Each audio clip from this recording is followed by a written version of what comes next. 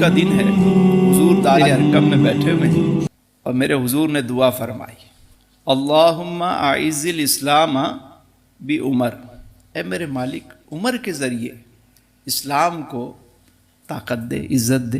اور یہ حضور کی دعا ہے، میرے سرکار کسی کو دعا دے دیں تو اس دعا کا پھر اثر دیکھیے۔ محفل جمی ہوئی ہے، ابو جہل بیٹھا ہوا ہے، سارے سردار بیٹھے ہوئے ہیں۔ ابو جہل نے کہا کہ اب ان کی اتنی جرت ہو گئی کہ یہ اب سب کو بلا کر کوہ صفا پہ جمع کر کے دعوت دے رہے ہیں، تم میں سے کوئی شخص اگر انہیں قتل کر دے تو میں اسے 100 سفید اور سیاہ اونٹنیاں بھی دوں گا اور ساتھ میں 100 اوقیہ اس کو چاندی بھی دوں گا۔ یہ آفر ہے میری، ہے کوئی نوجوان جو یہ کام کرے؟ اس نے سب کو جوش دلایا۔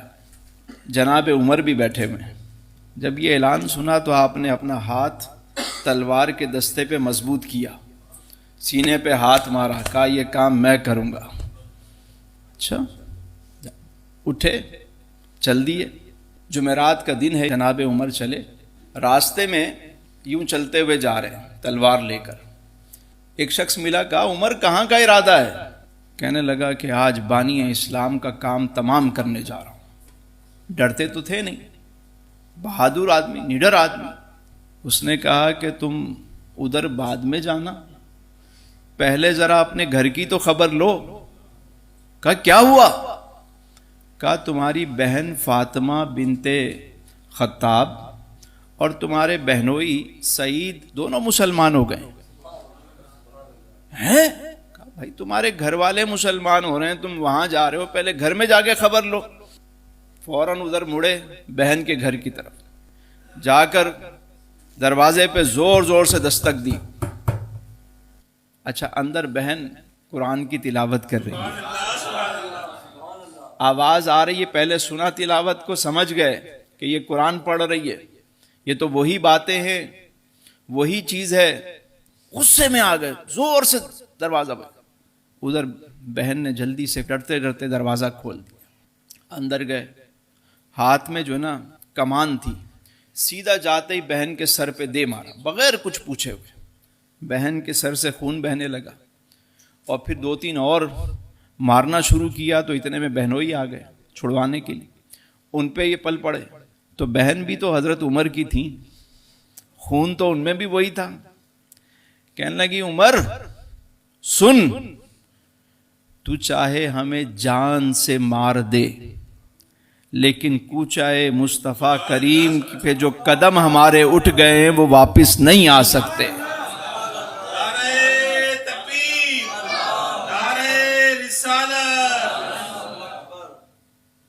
کوچائے مصطفیٰ کریم کی جانب جو قدم اٹھے ہیں اے عمر، اب وہ واپس نہیں آ سکتے۔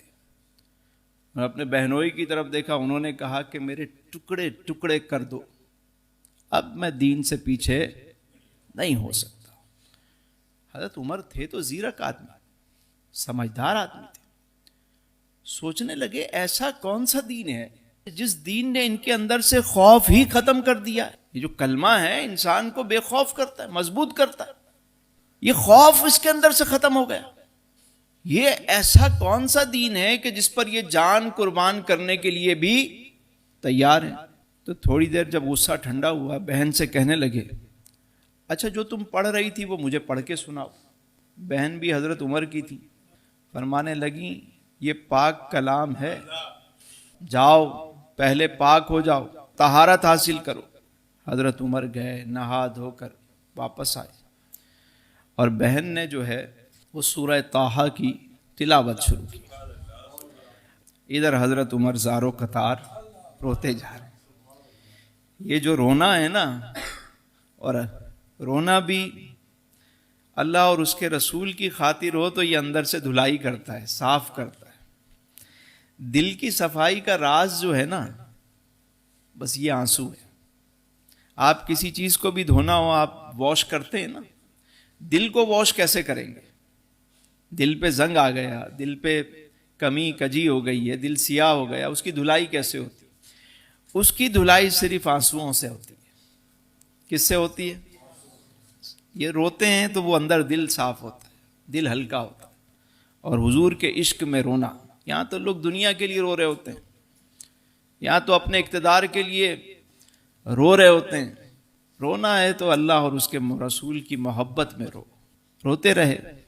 جب روتے رہے پھر کہنے لگے بہن سے, مجھے تم اللہ کے رسول کی بارگاہ میں لے چلو, اب مجھ میں ہمت نہیں ہو رہی کہ میں اکیلا جاؤں. تم بہن بھی ساتھ ہو لیں, بہنوئی بھی ساتھ ہوئے, سب چل دیے دار ارقم کی جانب. جب وہاں پہنچے تو جو صحابہ ڈیوٹی پر مامور تھے انہوں نے دیکھا دور سے کہ حضرت عمر آ رہے ہیں. اندر جا کے اطلاع دی کہ عمر آ رہے ہیں. حضرت حمزہ بھی بیٹھے ہیں. فرمانے لگے آنے دو, اگر خیر کے لیے آیا ہے تو بہت اچھا, اور اگر کسی اور مقصد کے لیے آیا ہے تو اس کی تلوار سے میری تلوار زیادہ تیز ہے, آنے دو. ادھر مصطفیٰ کریم علیہ السلام نے جب سنا کہ عمر آ رہے ہیں, حضور مسکرا دیے. ہائے ہائے, میرے امام نے کیا کہا, اجابت کا صحرا عنایت کا جوڑا, دلہن بن کے نکلی دعائے محمد. اجابت نے جھک کر گلے سے لگایا, چلی ناز سے جب دعائے محمد صلی اللہ علیہ وسلم. یعنی حضور نے جو دعا کی وہ قبولیت کا صحرا باندھ کے اور عنایات کا جوڑا پہن کے دلہن بن کے, جیسے دلہن کو لے کے جاتے ہیں. اللہ اکبر, اللہ اکبر.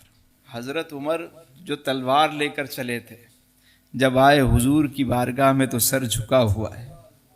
حضور کو دیکھا اور پھر دیکھتے رہے, پھر حضور کے قدموں میں بیٹھ گئے. حضور علیہ السلام نے سینے سے لگایا, فرمایا عمر کیا اب وہ وقت نہیں آیا کہ تم حق کو پہچانو؟ حضرت عمر کہنے لگے حضور اسی مقصد کے لیے آپ کے قدموں میں حاضر ہوا, اپنی غلامی میں قبول کیجئے. حضرت عمر نے کلمہ پڑھا. اب جیسے ہی حضرت عمر نے کلمہ پڑھا تو صحابہ جو خوف میں تھے وہ خوشی سے ایسا نعرہ لگایا کہ مکے کی وادی گونج اٹھی. نعرہ تکبیر, صحابہ نے زور سے نعرہ لگایا, نعرہ تکبیر. مکے کی وادی گونج اٹھی. حضرت عمر ایمان لائے. اب دیکھیے کہ بسا اوقات کوئی خود سے آتا ہے اور کسی کو بلایا جاتا ہے, کوئی مراد ہوتا ہے اور کوئی مرید ہوتا ہے. مرید تو بہت ہوتے ہیں لیکن مراد کوئی ہوتا ہے. تو جناب عمر مراد رسول ہیں. حضور کی خواہش تھی کہ عمر جیسا زیرک آدمی, بہادر آدمی اسلام قبول کرے. اللہ نے حضرت عمر کے نصیب. اچھا بسا اوقات ہم یہ سمجھتے ہیں کہ ہم خود چل کے آئیں, ایسا نہیں ہوتا. کبھی کبھی کسی کی دعا کام کر رہی ہوتی ہے, بندہ وہاں پہنچ رہا ہوتا ہے. حضرت عمر نے جب اسلام قبول کیا تو کہنے لگے حضور تھوڑا سا ٹائم دیجئے, بس میں ابھی آیا. سیدھا گئے حرم میں, ابو جہل کی محفل لگی ہوئی ہے, سارے بیٹھے ہوئے. اچھا خبر وہاں تک پہنچ گئی تھی, کسی نے بتا دیا کہ یہ اپنی بہن اور بہنوئی کے ساتھ ان کو لے کے ادھر جا رہے ہیں, اور جس طریقے سے جا رہے ہیں سر جھکا ہوا ہے, چال بالکل بدل گئی ہے, تو لگتا ہے عمر نے اسلام قبول کر لیا. ان کے بھی جاسوسوں نے خبر دی. حضرت عمر پہنچے تو ابو جہل نے کہا سنا تم نے دین بدل دیا, تم نے دین چھوڑ دیا. حضرت عمر نے فرمایا کہ میں اصل میں دین میں نے نہیں بدلا, میں حقیقی دین قبول کر کے آ رہا ہوں. کہا ہم نے تو تمہیں بھیجا تھا قتل کرنے کے لیے. کہا وہ تو وہ بارگاہ ہے کہ جو گرفتار کرنے جاتا ہے خود گرفتار ہو جاتا ہے, جو قتل کرنے جاتا ہے وہ مقتول ہو جاتا ہے. وہ تو معاملہ ہی الگ ہے. انہوں نے جب دیکھا تو وہ سارے حضرت عمر پہ آ گئے, مارنا شروع کر دیا. اب عمر جیسا شیر ہو اور وہ بکریاں ہوں تو کیا مقابلہ. آپ نے کسی اور کو نہیں پکڑا, جو ان کا سردار تھا عتبہ, اس کو گلے سے پکڑا اور نیچے لٹا دیا, اور انگلیاں اس کے نرخرے پر رکھ دی, دبا دیا گلا. اب وہ اس کی ٹانگیں ہل رہی ہیں، چوز منع کر رہا ہے، سب ہٹ گئے.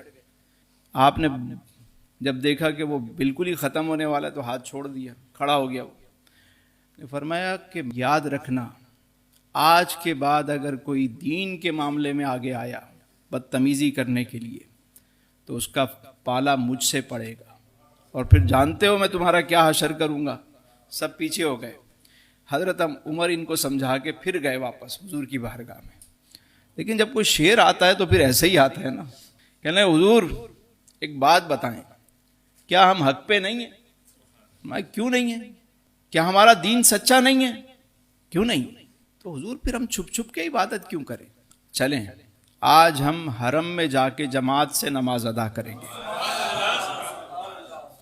ہم دیکھتے ہیں کس کی ماں نے دودھ پلایا ہے جو ہمارا راستہ روک کے دکھائے. حضور علیہ السلام نے فرمایا اچھا چلو. اب جب صحابہ باہر نکلے تو حضور علیہ السلام درمیان میں، دائیں جانب حضرت حمزہ، بائیں جانب حضرت عمر، پیچھے صحابہ کی جماعت، اور اس شان و شوکت اور پورے پروٹوکول سے حرم پہنچے اور جا کے نماز ادا کی وہاں. اب کفار نے دیکھا تو ان پہ ایک